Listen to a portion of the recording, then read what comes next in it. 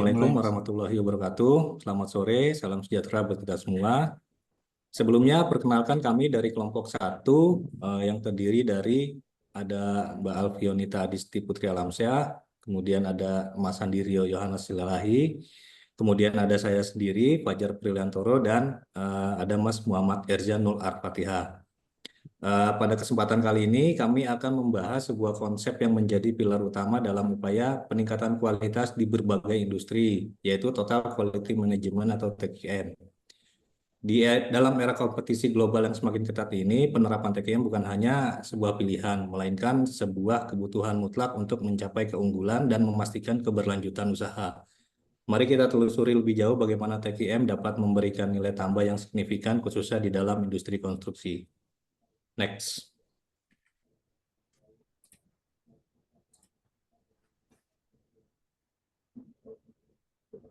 Latar belakangnya, industri konstruksi adalah sektor kompleks yang beresiko tinggi yang membutuhkan koordinasi dan pengelolaan yang cermat.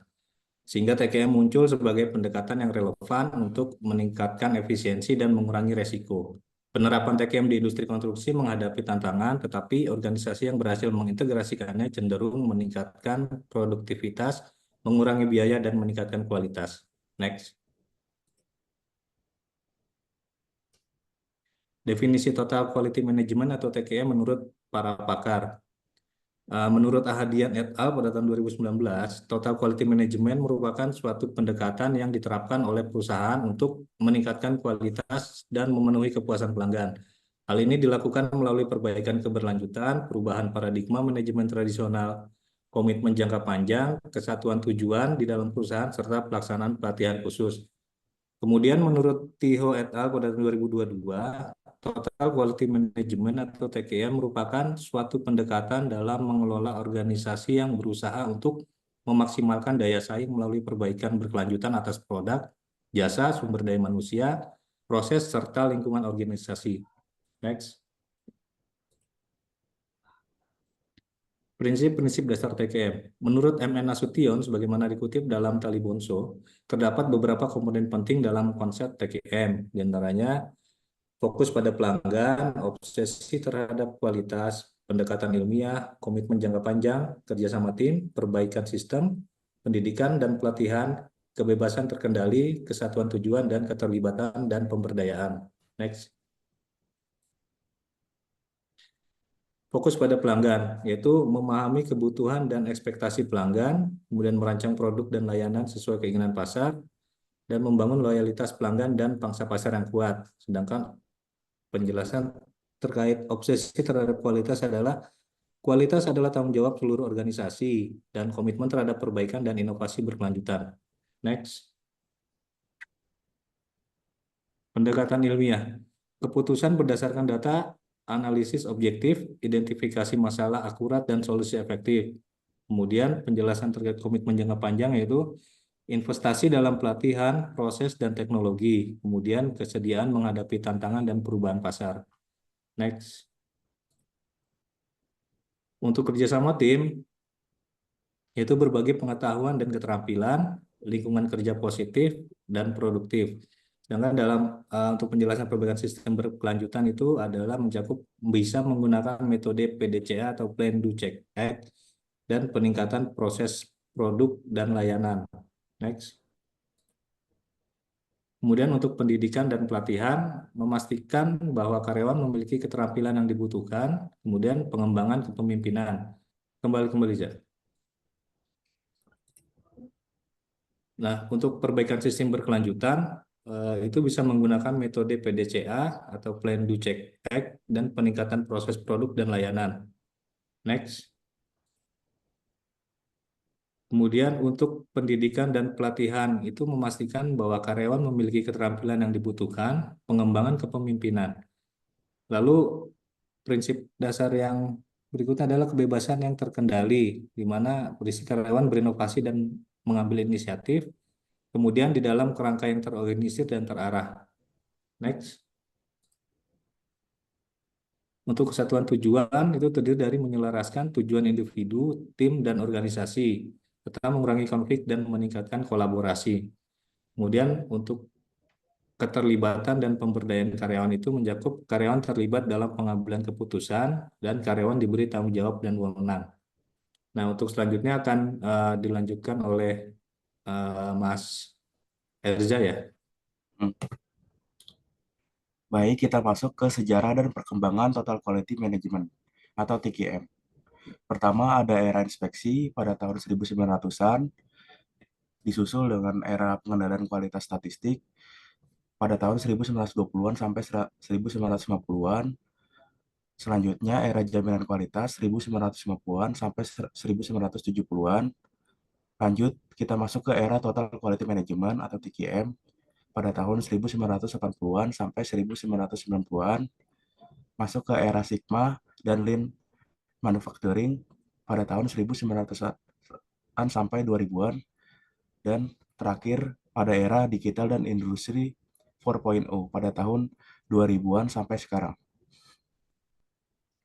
Pada era inspeksi, pada awal abad ke-20, fokus utama manajemen kualitas adalah pada inspeksi produk akhir.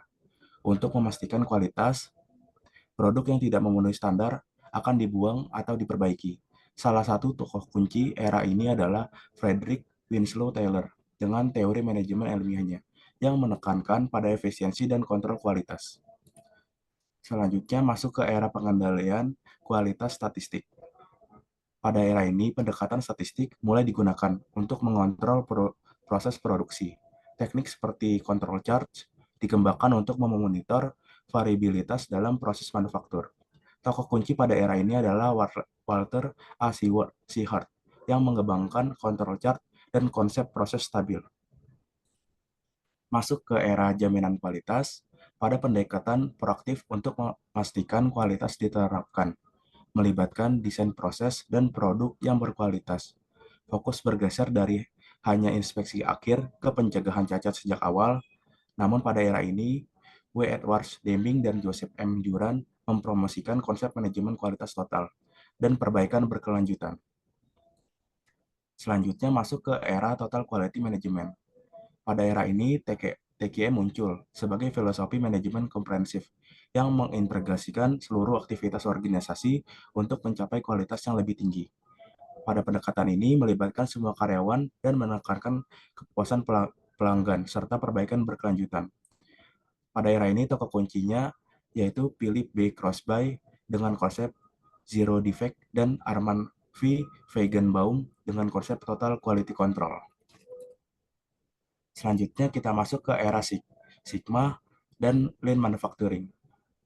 Pada era ini, metodologi Six Sigma dan Lean Manufacturing mulai populer dengan fokus pada pengurangan variasi dan eliminasi pemborosan dalam proses produksi.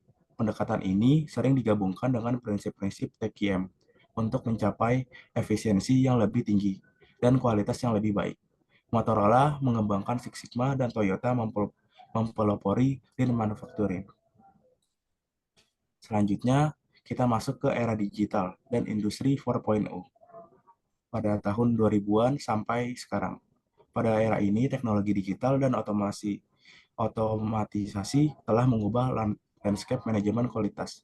Sistem manajemen kualitas modern sekarang memanfaatkan data besar atau big data, kecerdasan buatan, AI, dan Internet of Things, IoT, untuk memantau dan meningkatkan kualitas secara real time. Sistem manajemen kualitas berbasis cloud analytic prediktif untuk perawatan preventif dan integrasi sistem ERP. Untuk manajemen kualitas merupakan kontrol contoh penerapan Total Quality Management atau TQM pada era ini. Oke, tema selanjutnya dilanjutkan oleh Mbak Alfionita. Baik, selanjutnya yaitu Total Quality Management dalam industri konstruksi dimulai pada tahun 1970-an yaitu awal penerapan konsep kualitas. Kemudian pada tahun 1980-an pengakuan pentingnya kualitas. Kemudian pada tahun 1990-an yaitu standarisasi dan peningkatan praktek. Kemudian pada tahun 2000-an yaitu integrasi dan teknologi. Pada tahun 2010-an keberlanjutan dan inovasi. Pada tahun 1970-an, yaitu awal penerapan konsep kualitas dalam konstruksi mulai diperhatikan. Meskipun belum secara formal disebut TQM, fokus utama saat itu adalah pada pengendalian kualitas dan kepatuhan terhadap spesifikasi teknis. Pada tahun 1980-an, mulai meningkatnya kompleksitas proyek dan ekspektasi pelanggan memicu kesadaran akan pentingnya kualitas yang lebih baik. Pada periode ini, perusahaan konstruksi mulai melihat kualitas sebagai faktor kunci untuk keberhasilan proyek. Konsep TQM mulai diperkenalkan secara formal di industri konstruksi. Perusahaan mulai mengadopsi prinsip-prinsip dasar TQM seperti fokus pada pelanggan dan perbaikan berkelanjutan. Pada tahun 1990-an, banyak perusahaan konstruksi mulai mengadopsi standar ISO 9000 untuk sistem manajemen mutu. Standar ini membantu mengintegrasikan praktek TQM ke dalam proses bisnis mereka. Beberapa proyek konstruksi besar mulai menerapkan TQM sebagai bagian dari strategi manajemen mereka, menghasilkan peningkatan kualitas yang signifikan dan keberhasilan proyek. Kemudian pada tahun 2000-an, penggunaan teknologi informasi, perangkat lunak manajemen proyek, dan alat-alat analisis data mulai diterapkan untuk mendukung praktik TQM. Hal ini membantu dalam memonitor kualitas secara real-time dan memperbaiki proses secara berkelanjutan. Konsep Lean Construction dan Six Sigma mulai diintegrasikan dengan TQM untuk mengurangi pemborosan, meningkatkan efisiensi, dan mengurangi variabilitas dalam proyek konstruksi. Gitu, Mas. TQM dalam konstruksi juga mulai mencakup aspek keberlanjutan pada tahun 2010-an dengan tujuan mengurangi dampak lingkungan dari proyek konstruksi dan meningkatkan efisiensi energi. Penggunaan teknologi terbaru seperti Building Information Modeling, Internet of Things, dan analitik big data membantu dalam implementasi TQM yang lebih efektif dan efisien. Selanjutnya dilanjutkan oleh Mas Sandi. Tantangan utama penerapan TQM dalam industri konstruksi. Kurangnya dukungan dari manajemen atas. Dukungan dari manajemen atas sangat penting untuk keberhasilan TQM. Tanpa komitmen dan dukungan penuh dari tingkat tertinggi organisasi, implementasi TQM seringkali menemui hambatan yang signifikan, menurut Alawak et al. Tahun 2003. Yang kedua, budaya organisasi yang tidak mendukung, yaitu penerapan TQM sering memerlukan perubahan budaya organisasi yang signifikan.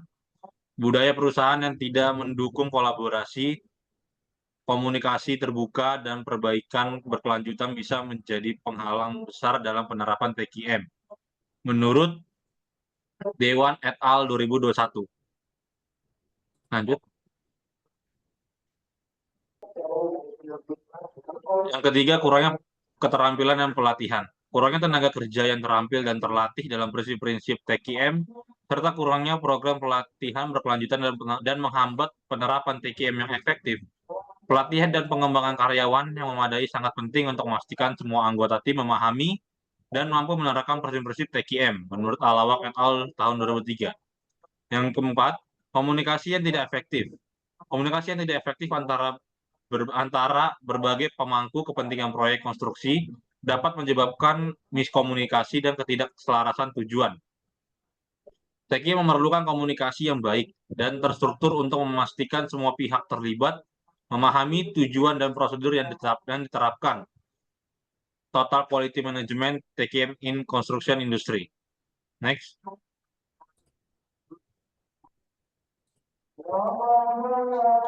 Proses dan prosedur yang tidak terstandardisasi, sulitnya pemetaan proses dan definisi prosedur standar sering menjadi hambatan dalam penerapan TQM. Standarisasi proses diperlukan untuk memastikan konsisten dalam kualitas output dan memudahkan penerapan praktik terbaik di seluruh organisasi. Menurut Dewan et al. 2021. Biaya implementasi yang tinggi. Implementasi TQM seringkali membutuhkan investasi awal yang besar dalam hal biaya untuk pelatihan, sertifikasi, dan perubahan prosedur. Biaya yang tinggi ini seringkali menjadi penghalang bagi perusahaan-perusahaan konstruksi untuk menerapkan TQM, terutama bagi perusahaan kecil dan menengah. Next. Sekian dari presentasi kami. Terima kasih.